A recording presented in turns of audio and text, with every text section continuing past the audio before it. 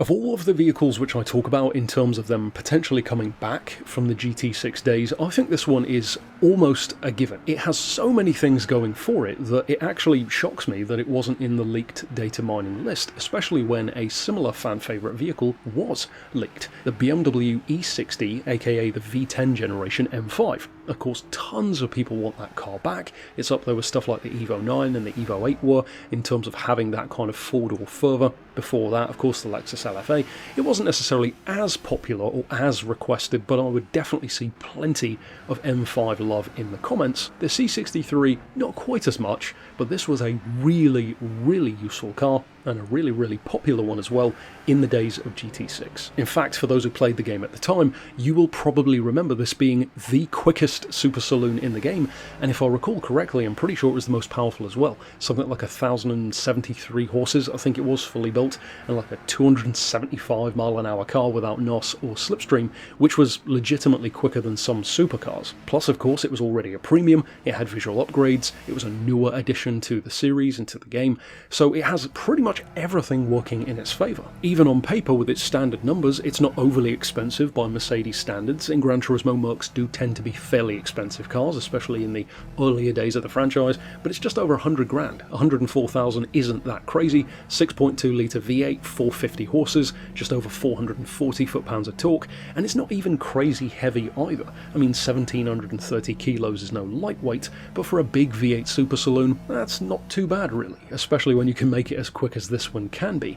There's not too much to say about the C63 that will necessarily surprise you, and for those who haven't seen it before, I've actually reviewed in real life the counterpart of this exact car, as well as the facelifted wagon version in Beards and Cars, and they were both every bit the tyre shredding German muscle cars that you would hope they would be.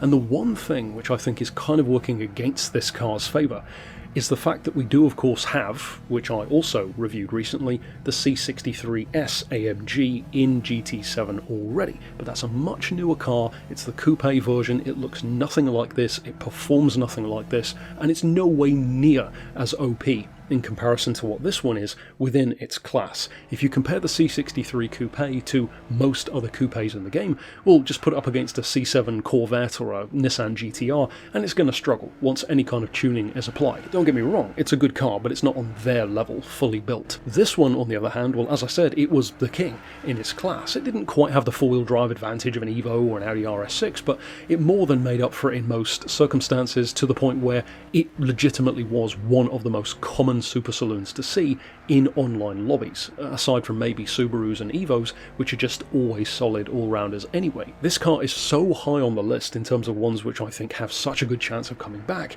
it's almost a given. It's like a no-brainer, in comparison to something like a Delta Wing or a Tajima, which, yes, they were premiums and people did love them, but even now, you don't see a huge amount of people talking about those as much as you would think, and even if they were to come back, one being electric, the other being a Garage 56 creation, and even if you look beyond that to some road cars, you know, the Alfa Romeo Brera or various others, yes, they were premiums, they had, again, some decent visual upgrades, in the case of something like an Alfa Brera, for example, shockingly good performance, but I don't see that one necessarily being a high priority either. Again, it could come back, but the C63 has just got so much working in its favour, it seems odd to me that it hasn't already been leaked, or isn't already in the game. So I could see it being a situation where maybe they put it in the game from day one, in a next title down the line, but I could just as easily see it being in an update. I think that people will be happy to see it back.